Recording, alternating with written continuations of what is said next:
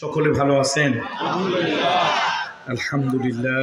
আমিও আপনাদের দোয়া, আল্লাহ তাআলা আমাকেও ভালো রেখেছেন। তবে ওই যে আমার সেই ছোটবেলার সেই রোগটা, কোল্ড অ্যালার্জি, ডাস্ট অ্যালার্জি, গত 4 তারিখ ব্রাহ্মণবাড়িয়াতে প্রোগ্রাম ছিল, সেখান থেকে এসে আমি খুব অসুস্থ ছিলাম, মারাত্মক রকমের হয়ে পড়েছিলাম। আলহামদুলিল্লাহ, আল্লাহ তাআলা যথেষ্ট সুস্থ করেছেন। হাদা মিন ফাজলি রব্বি। سبحانك لا علم لنا إلا ما علمتنا إنك أنت العليم الحكيم. رب اشرح لي صدري ويسر لي أمري رب زدني علما.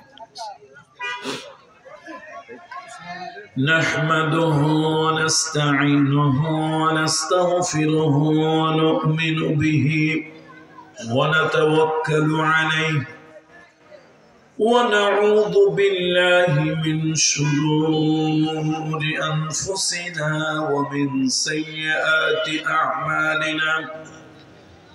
من يهده الله فلا مضل له ومن يضلله فلن تجد له وليا مرشدا.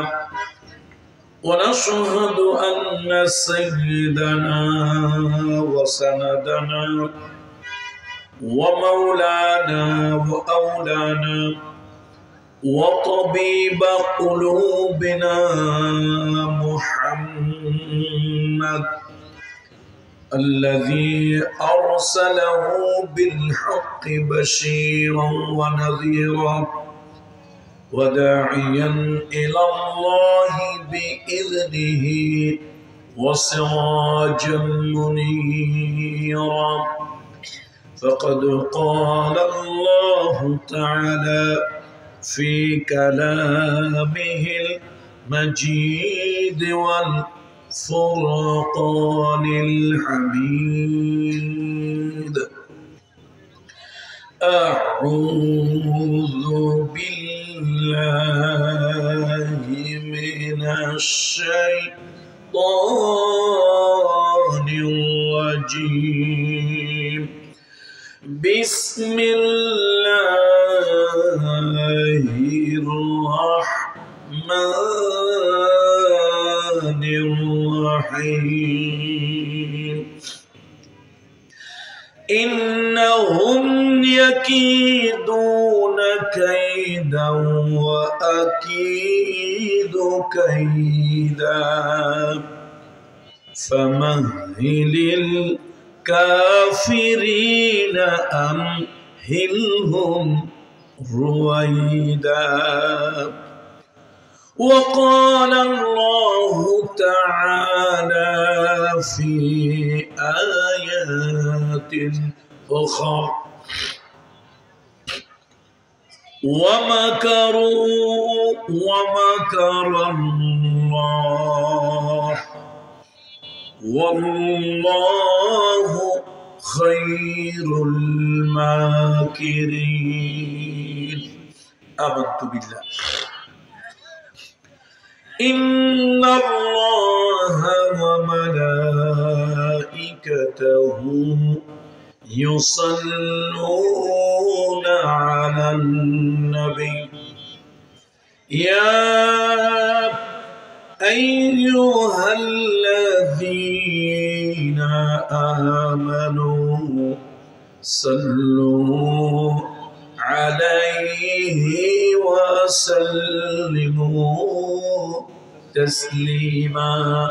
صلى الله على سيدنا محمد وآله وأصحابه وسلم. আসুন আমরা রাসূলুল্লাহর শানে একটা কবিতা পড়ি। তবে দুরূদ শরীফ মনে করে পড়া এটা একটা বেদাত আমল। দুরূদ শরীফ মনে করে পড়া বেদাত আমল। রাসূলুল্লাহর শানে একটি কবিতা, এটা কখনোই দুরূদ নয়। বালাগাল উলা বিকামালিহি কাশাফাদ দুজা বিজামালিহি হাসানাত জামিউ খিসালিহি صلوا عليه وآله ہونا یہ پھول تو بلبل کا ترنم بھی نہ ہو چمن دہر میں کلیوں کا تبسم بھی نہ ہو بلغ العلا بکمالہ کشف الدجى بجماله حسنت جميع خصاله صلوا عليه وآله الحمد لله ثم الحمد لله وأما بعد রাজৌর উপজেলার অত্যন্ত স্বনামধন্য এবং ঐতিহ্যবাহী একটি গ্রামের নাম হলো পশ্চিম রাজৌর।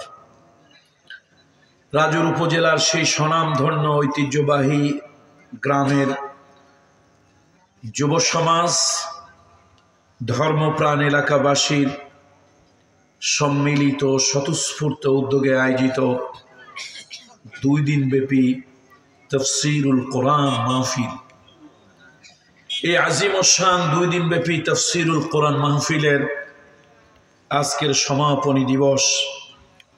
2 দিনব্যাপী মাহফিলের সম্মানিত সভাপতি, আমার পিতৃতুল্য মুরব্বী, এই গ্রামের যে সকল মুরব্বীরা কবরবাসী হয়েছেন, আল্লাহ আমার পিতার মতো, আমার পিতার বন্ধু, আল্লাহ তাআলা সেই মানুষগুলোর কবরের আযাব যদি থাকে তুমি মাফ করে দিও। আল্লাহ তাআলা সে মানুষগুলোকে জান্নাতের উচ্চ মাকাম দান করিও।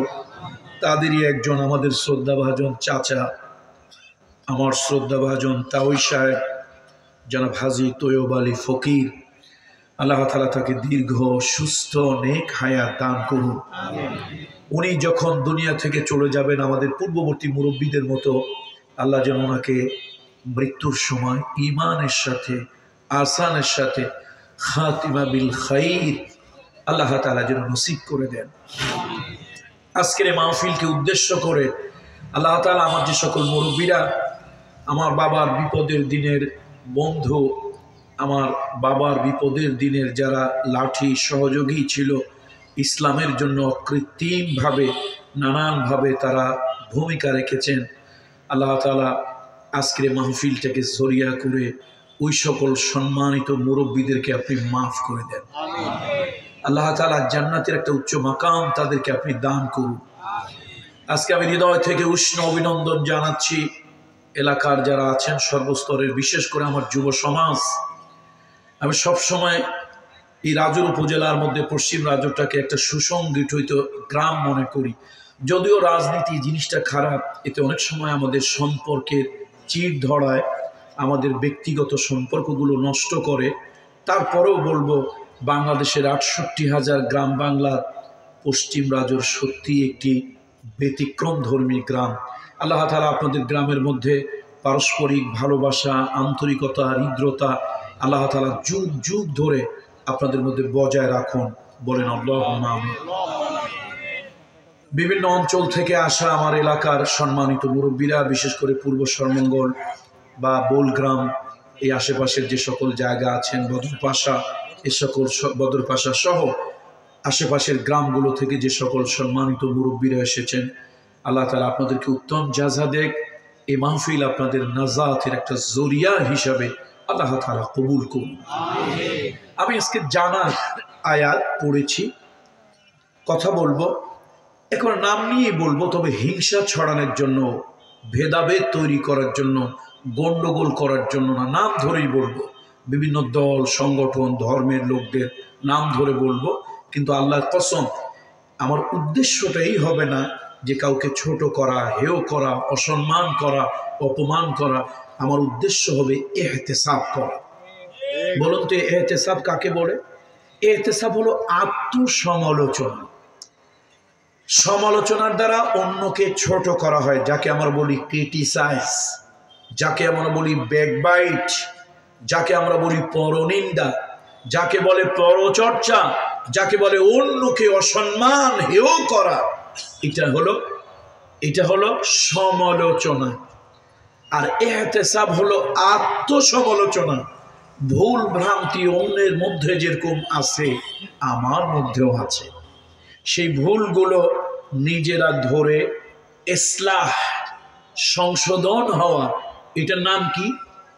ইহতিসাব। বলুন তো এটার নাম কি? ইহতিসাব। ক্রিটিসিজম ফর সেলফ পিউরিফাই, নিজেকে শুদ্ধ করার জন্য যে সমালোচনা তাকে বলে আত্মসমালোচনা। বলুন, নিজেকে শুদ্ধ করার জন্য যেই সমালোচনা তাকে বলে আত্মসমালোচনা। আজকে আমরা অন্যের সমালোচনা নয়, আমরা আমাদের সমালোচনা করে আমরা নিজেদেরকে পরিশুদ্ধ করব। বলুন ইনশাআল্লাহ। কালামুল্লাহ শরীফের 2টা সূরা থেকে কিছু অংশ, কিছু আয়াতে কারিমা, আয়াতে মুকাদ্দাসা তুলে ধরেছি। একটু হলো সূরা আত-তারিক, এই সূরা থেকে একটু পড়েছি। আর একটা হলো কোরআনুল কারীমের 3 নম্বর সূরা, সূরার নাম হলো আলে ইমরান। এই সূরা থেকেও 54 নম্বর আয়াতে কারিমা আপনাদের সামনে পড়েছি। কেন পড়ছি? এটা কিন্তু আমাদের মহিলারা, কিছু মা খালা চাচিরা কিন্তু পাশে আছে, আমাদের বোনেরা আছে, আবার আমাদের কলিজার টুকরা মেয়েরাও আছে। সবাই এই আয়াতগুলো মোটামুটি শোনা আয়াত, খুব অপরিচিত আয়াত না, পরিচিত আয়াত, জানাশোনা আয়াত, তবে এর মধ্যে অনেক গুরুত্বপূর্ণ শিক্ষা আছে। আল্লাহ তাআলা বলেন, ইন্নাহুম ইয়াকিদুনা কাইদাও ওয়া আকিদু কাইদা ফামাহিলিল কাফিরিনা আমহিলহুম রুয়াইদা। নিশ্চয় তারা পরিহাস করে, ষড়যন্ত্র করে।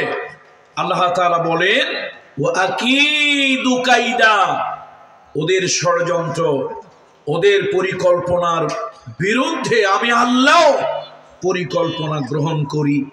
ফামাহিলিল কাফিরিনা আমহিলহুম রুয়াইদা, এই অবিশ্বাসীদেরকে, অস্বীকারীদেরকে, সত্য যারা উপলব্ধি করতে পারে না তাদেরকে কিছু সময় ফুরসত দেন, কিছু সময় অবকাশ দেন। অচিরেই তারা তাদের সেই কৃতকর্মের ফলগুলো তারা পেতে থাকবে। পৃথিবীতে কিছু মানুষ ষড়যন্ত্র করে, পরিকল্পনা করে, তাদের ষড়যন্ত্রের বিপরীতে আল্লাহ তাআলাও কিছু পরিকল্পনা করেন।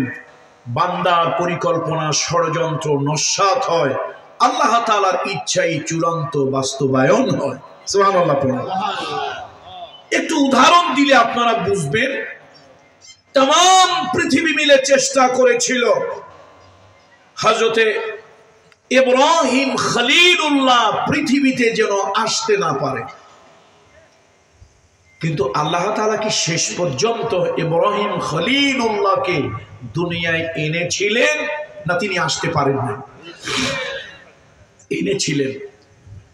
পৃথিবীর অত্যন্ত প্রভাবশালী একজন ক্ষমতাধর বাদশাহ, যার নাম হলো রামেসিস।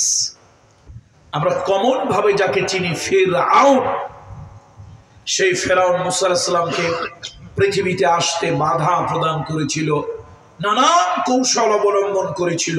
আচ্ছা, আপনারাই বলুন তো, শেষ পর্যন্ত পয়গম্বর মুসা আলাইহিস সালাম কি পৃথিবীতে আগমন করেছিলেন না করতে পারেন না? আল্লাহু আকবার। মুহাম্মদ রাসূলুল্লাহ একদিন মন খারাপ, হুজুরের মুখখানা মলিন, আল্লাহর হাবিব বসে আছেন। ইত্তবসরে by this time Ruhul Amin জিবরাইল রাসূলুল্লাহর কাছে এলেন। এসে আল্লাহর নবীকে বললেন, ইয়া রাসূলুল্লাহ, আপনার মনটা খারাপ কেন? নবীজি বলল, জিবরাইল, আমি এত কাজ করি, এত কিছু করি, এরপরেও কিছু লোক আমার নাম নিশানা অস্তিত্ব দুনিয়া থেকে মিটিয়ে দিতে চায়, এই দুনিয়া থেকে আমাকে উৎখাত করে দিতে চায়, নির্মূল করে দিতে চায়, মনটা খারাপ। রূহুল আমিন জিবরাইল বলল, ইয়া রাসূলুল্লাহ, মনটা খারাপ করবেন না, ভগ্ন হৃদয় হবেন না। আল্লাহ তাআলা আমাকে একটা আয়াত দিয়েছেন, ওয়ারাফা'না লাকা যিকরাক, ওয়ারাফা'না লাকা যিকরাক। এই দুনিয়া থেকে আপনাকে যারা নিশ্চিহ্ন করে দিতে চায়, এই দুনিয়া থেকে আপনাকে যারা মিটিয়ে দিতে চায়, এই দুনিয়া থেকে আপনাকে যারা নির্মূল করে দিতে চায়, ওরাই একদিন নির্মূল হয়ে যাবে, কিন্তু আপনার ইতিহাস আল্লাহ তাআলা উচ্চে তুলে ধরবে। এবার একটা হাদিসে কুদসি, হাদিসে কুদসি হলো কথাটা আল্লাহ, কথাটা কার? কিন্তু মুহাম্মদ রাসূলুল্লাহর জবান থেকে বের হয়েছে, এটাকে আমরা বলি হাদিসে কুদসি। এবার নবীজির ভাষায় জবান দিয়ে আল্লাহ বের করে দিলেন। জিবরাইল বলল, ইয়া রাসূলুল্লাহ, ইয়া হাবিবাল্লাহ, আল্লাহ তাআলা আমাকে বলে দিয়েছেন, ইযা যুকিরতু যুকিরতা মাই। এই দুনিয়ায় যতদিন আমি আল্লাহর জিকির হবে, এই দুনিয়ায় যতদিন আমি আল্লাহর নাম থাকবে, এই দুনিয়ায় যতদিন মানুষ আমি আল্লাহর নাম নেবে, আপনি মুহাম্মদুর রাসূলুল্লাহ, আপনাকে যত উৎখাত করা হোক, নির্মূল করা হোক, নিশ্চিহ্ন করে দেওয়ার চেষ্টা করা হোক, এই দুনিয়ায় আমি আল্লাহ যতদিন থাকবো, আপনি মুহাম্মদুর রাসূলুল্লাহ অতদিন দুনিয়াতে থাকবেন। এই জন্য সূরা আত-তারিক এবং সূরা আলে ইমরান তার 34 নম্বর আয়াত, সূরা তারিকের হলো 15, 16, 17, এই আয়াতে কারিমাগুলো আপনাদের সামনে আমি তুলে ধরেছি। ইব্রাহিম খলিলুল্লাহ আমাদের জাতির পিতা, পৃথিবীতে আগমন করবেন। আল্লাহ তাআলা একটা স্বপ্ন দেখালেন, ওই যুগের প্রভাবশালী একজন বাদশাহ। তাফসীরে জালালাইনের একটা নোট আছে, সারা বলি আমরা, তার বিস্তারিত ব্যাখ্যা, এটার নাম কামালাইন। ওই কামালাইন নামক তাফসীরের ভিতরে বলা হয়েছে, ওই প্রভাবশালী বাদশার নাম ছিল নমরুদ ইবনে কেনান, এটা তার নাম। ওই ভদ্রলোক পৃথিবীর 4 জন প্রভাবশালী বাদশার একজন ছিল। সুবহানাল্লাহ বলবেন না? পৃথিবীর কয়জনের একজন? 4 জনের একজন, অত্যন্ত প্রভাবশালী বাদশা ছিল। সে একদিন একটা স্বপ্ন দেখল যে তার রাজ্যে আকাশে সুন্দর তারকা উদয় হয়েছে, সেই তারকার আলোতে আলোকিত হয়েছে দুনিয়া, কিন্তু অন্ধকারে মোমবাতি, ল্যাম্প, কুপির নিচে যেরকম অন্ধকার, সে আলোটাকে চতুর্দিকে ছড়িয়ে দেয়, ওই তারকার আলোতে আলোকিত হয়েছে জগৎ, কিন্তু তারকার নিচে তার সিংহাসন, ওই নমরুদের সিংহাসনটা অন্ধকারে, আমাবস্যার ঘোর অন্ধকারে কালো হয়ে গিয়েছে, ঢেকে গিয়েছে, হারিয়ে গিয়েছে। বাদশা চিন্তা করলো নিছক একটা স্বপ্ন, কিন্তু তার মনের মধ্যে একটা ধুকধুকি, একটা খসখসানি, যে আমি যেটা দেখলাম নিছক স্বপ্ন নাও হতে পারে। ফ্যানটা বোধহয় আমার দিকে না দিলেই ভালো হয়, যেহেতু ঠান্ডা গরম লেগে অসুস্থ।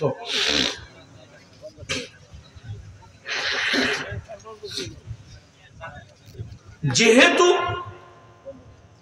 স্বপ্ন একটা দেখেছি, তাৎপর্য থাকতেও পারে, সে কিছু জ্যোতিষী, জ্যোতির্বিজ্ঞানী, আমরা বলি অ্যাস্ট্রোলজার, এই জাতীয় কিছু লোকদেরকে যারা একটু গোনা বাছা করে, এদের কিছু লোকদেরকে ডাকলো তার রাজসিংহাসনে, রাজবাড়িতে, তার রাজ দরবারে, তার অফিসে। এদেরকে ডেকে বললো, দেখো আমি তো এরকম একটা স্বপ্ন দেখলাম, এই স্বপ্নের কোনো ব্যাখ্যা, স্পেশাল কোনো ব্যাখ্যা তোমাদের কাছে আছে কিনা? তারা বলল এটা অত্যন্ত গুরুত্ববহ। তারকা যেটা দেখেছেন এটা তারকা নয়, তিনি একজন ভবিষ্যৎ পয়গম্বর। আর আলো যেটা দেখেছেন এইটা আলো নয়, এটা হলো হেদায়েতের নূর। এই জন্য হেদায়েতটাই হলো নূর, হেদায়েতটাই হলো আলো। আমার ভাইরা, আমার রাজ্যবাসী, আল্লাহর হেদায়েত যদি কেউ সামান্য পেয়ে থাকে, আল্লাহর পক্ষ থেকে সে নূর পেয়েছে। আর হেদায়েত থেকে যারা বঞ্চিত, যত বড় জ্ঞানী শিক্ষিত হোক, তারা জাহালাত অন্ধকারের মধ্যে নিমজ্জিত।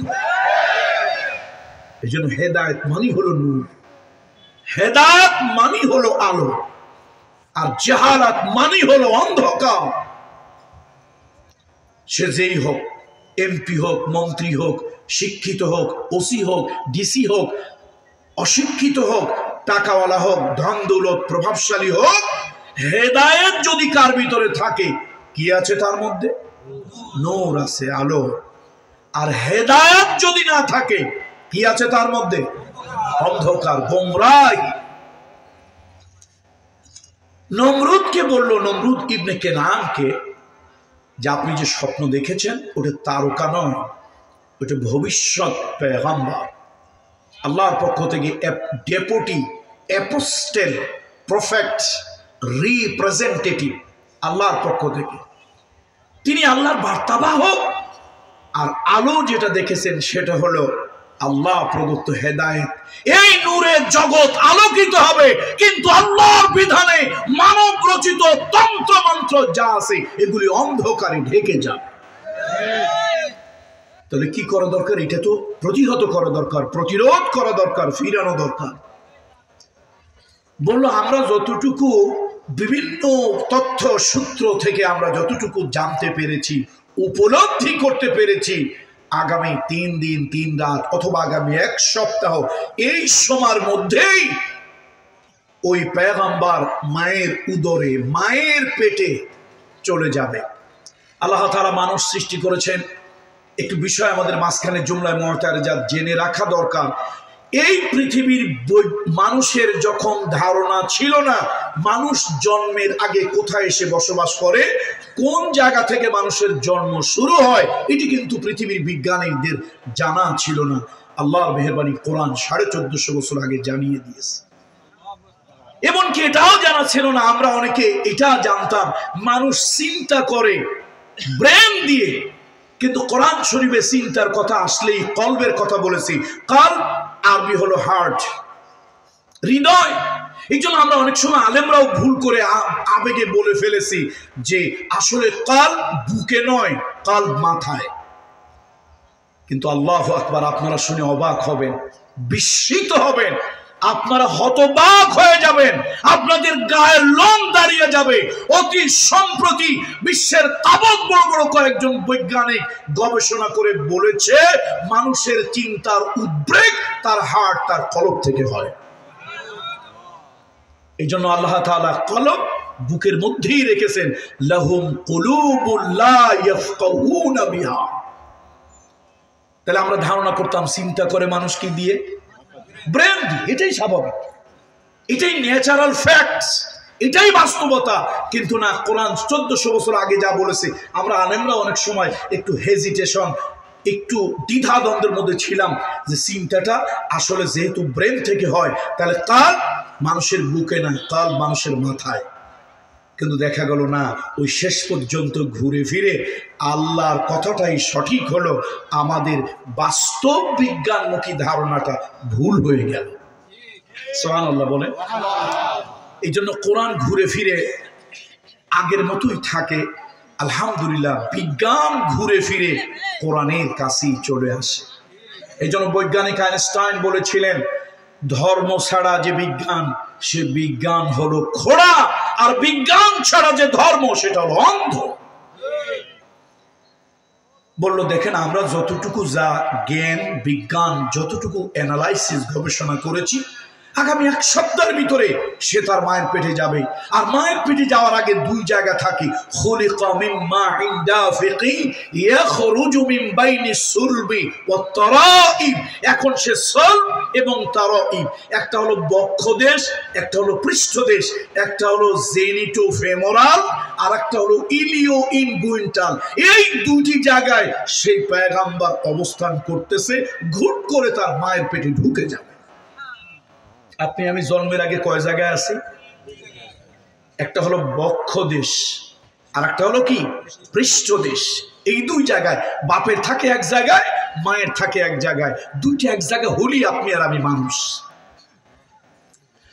এবার বাদশা বলল, পৃথিবীর 4 জন প্রভাবশালী বাদশা আর একজন বলল কোনোভাবেই মায়ের উদরে ঢুকতে দেওয়া যাবে না, যেখানে আছে ওখানে তাকে স্টপ করে দিতে হবে। যদি বুক এই পাজরের হাড়ের ভিতরে থেকে থাকে ওখানেই থাক, যদি বাবার নীলদারার ভিতরে পৃষ্ঠদেশের ভিতরে যদি থাকে ওখানেই থাক, মায়ের রেহেমের ভিতরে মায়ের জরায়ুর ভিতরে তাকে যেতে দেওয়া যাবে না। কিন্তু আল্লাহর কি কুদরত, অনেক লম্বা কথা, আমি ওদিকে যাব না, কেন এই আয়াতের আলোকেই তো আমাকে কথা বলতে হবে। আপনারা আমরা জানি নমরুদ হাজারো চেষ্টা করেছিল, নমরুদের একান্ত আস্থাভাজন একজন লোক, তার নাম হলো তারিক। নামটা কি? তারেক। ইব্রাহিম খলিলুল্লাহর আব্বা তারিক। অবশ্য কোরআন শরীফ তাকে আজর বলেছে, নাম হলো তারিক, কিন্তু কোরআন কি বলেছে তাকে? আজর। وَإِذْ قَالَ إِبْرَاهِيمُ لِأَبِيهِ آزَرَ। আজর বলার কারণ কি? মানুষের কিছু হিউম্যান হ্যাবিট, মানুষের কিছু মানবিক স্বভাব চরিত্র, মানুষ যারে কাছে পায় তার নাম ধরে ডাকে। লয়ে যাচ্ছে এক লোক, আম মাথায় করে নিয়ে যাচ্ছে, লোকটা আমওয়ালা বলতে পারে, আমওয়ালা না বলে ডাকে এই আম, দাঁড়াও। লোকটা কি আম না আমওয়ালা? আমওয়ালা, তাই না? আমওয়ালা সে। আবার রিক্সা নিয়ে যাচ্ছে এক ভদ্রলোক চালিয়ে, গরিব হলে তাকে অসম্মান অপমান করতে হবে, এটা ইসলামের বিধান না। আমাদের দেশে কিছু ভদ্রলোকেরা আছেন, সোশ্যাল কার্টিসি, ম্যানার, যে সৌন্দর্য, ব্যবহারের সৌন্দর্য, এটা তাদের ম্যানারটা জানা নাই। এই জন্য তারা রিক্সাওয়ালা অথবা রিক্সার ড্রাইভার, বয়স্ক হলে আপনি, বয়স কম হলে তুমি, তুই নয়, এটাই বলা উচিত। এটাই কার্টিসি, এটাই হলো ম্যানার, এটাই হলো রুলস। কিন্তু আমরা কি বলি? রিক্সাওয়ালা বলি না, এ রিক্সা। এরপরে আরো অ্যাডভান্স হয়ে বলি এ খালি। ইব্রাহিম খলিলুল্লাহর বাবার নাম কি? তারিক। কিন্তু কোরআনুল কারীম তাকে সম্বোধন করেছে কি বলে? আজর বলে। নাম হলো তারিক, কিন্তু সম্বোধন করলো আজর করে। কারণ কি? তার সাথে একটা মূর্তি থাকতো সব সময়, তার এটা আকীদা, তার বিশ্বাস, তার ফেইথ। এই মূর্তি তাকে বিপদ আপদ, বালা মুসিবত, দুর্ঘটনা, যত ধরনের প্রতিকূলতা আছে তার থেকে তাকে সেভ করবে। মানে সেফটি, সিকিউরিটি, তার ইন্স্যুরেন্সের জন্য, বিপদ আপদ বালা মুসিবত থেকে বাঁচার জন্য সব সময় মূর্তিটা রাখতো। মূর্তির নাম আজর। পাবলিক দেখলেই মূর্তিওয়ালা বলতো না এই আজর, ওই আমের মতো, এই আম, এই কলা, এই লিচু, এই রিক্সা। এখন পাবলিক যেহেতু তাকে আজর বলে, আচ্ছা বলেন তো আল্লাহর কি বান্দর বলা উচিত? আল্লাহ কি বলবেন? আজরই বলবে পাবলিককে, জাতিকে বোঝানোর জন্য। এই জন্য কোরআনুল কারীমের নাম যদিও তারিক, কিন্তু নাম বলা হয়েছে আজর। ইব্রাহিম খলিলুল্লাহর পিতার পেশানি থেকে তার মা বিবি আদনা তার পেটের ভিতরে ঢুকে গেল। ফি কারারিম মাকিন, সুরক্ষিত একটি ডানির ভিতরে, সুরক্ষিত একটি জায়গা, ইন্টেন্সিভ কেয়ার ইউনিট, সেই জায়গায় ইব্রাহিম খলিলুল্লাহ চলে গেল। তাহলে দেখেন, আবার সে আয়াতের দিকে ফিরে আসি। ওয়ামাকারু ওয়ামাকারাল্লাহ ওয়াল্লাহু খায়রুল মাকিরিন ইন্নাহুম ইয়াকিদুনা কাইদা ওয়া আকিদু কাইদা ফামাহহিলিল কাফিরিনা আমহিলহুম রুয়াইদা। পরিকল্পনা হলো ওই যে পয়গম্বর যেই তারকা আর হেদায়েতের যেই নূর, নবুয়তের যেই নূর, এটা আসতে দেওয়া যাবে না। কিন্তু আল্লাহ তাআলা পেটের মধ্যে ঢোকায় দিলেন। বাদশা এক সপ্তাহ পর গুনে বেছে বুঝে ফেললো ওই সন্তান মায়ের জড়ের মধ্যে ঢুকে গেছে। তার ক্ষমতা টিকায় রাখার জন্য হুকুম দিল, মায়ের পেটে যদি আসে সর্বোচ্চ 10 মাস 10 দিন থাকবে, কিন্তু আমার রাজ্যে আগামী 1 বছর পর্যন্ত যত পুত্র সন্তান জন্মগ্রহণ করবে সবগুলোকে জবাহ করো, হত্যা করো, জীবন্ত কবর দিয়ে দাও। চারটেখানি বিষয় না, কিন্তু একটা জাতির পুত্র সন্তান আগামী 1 বছরের ভিতরে যা, তার কারণ হলো কার বাচ্চা? ওই যে আমাদের মহিলার একটা শিলুক কয় না, কয় আমদার ঘরে সাপ, ভৈরিয়া ঘরে সাপ। আমদার ঘরে সাপ, সারা ঘরে সাপ, মানে সাপ যে কোন জায়গায় তা তো জানি না, যেখানে পাড়া দিই মনে হয় এখানেই সাপ। এখন নমরুদের ভিতর একটা ভয় ঢুকে গেছে, যেহেতু স্পেসিফিক এই জায়গা ওই লোকের আসবে এটা তো জানা নাই, দেশের মধ্যে কোথায় আসে কি হয় তা তো ঠিক নাই। যেমনি হোক আগামী 1 বছর যত বাচ্চা আসে সবগুলোকে হত্যা কর। আমার আল্লাহ তাআলার কুদরত, ইব্রাহিম খলিলুল্লাহর মা বিবি আদনা গর্ভবতী হয়েছিলেন, কেউ জানে না, কেউ টের পায় নাই। একজন নারী গর্ভবতী হলে, প্রেগনেন্ট হলে যতগুলো সিমটম, যতগুলো আলামত, একটা আলামত দুনিয়ার মানুষ বুঝতে পারে না। এই পরিকল্পনাটা কার? আল্লাহর পরিকল্পনা। পৃথিবীতে 3টা সন্তানকে আল্লাহ তাআলা কিছু অলৌকিক খাবার, কিছু গাই